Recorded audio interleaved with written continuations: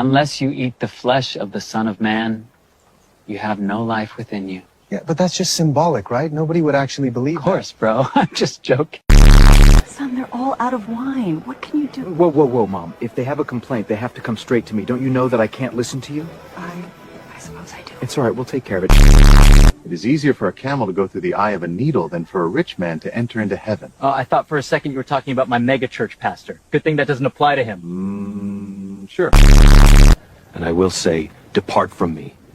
For I was hungry and thirsty, and you did not feed me. Whatever you do to the least of my people, you do to me. Oh, yeah. Good thing faith alone saves us, or else I'd have to worry about that. Truly I tell you, no one knows the day or the hour when the Son of Man will come again. Not the angels in heaven nor the Son, but only the Father. Wait, if nobody knows, that means it has to be a surprise. And what's the most surprising day? April 21st, 2026. That's it. Oh, that actually makes perfect sense. Right? The numbers line up.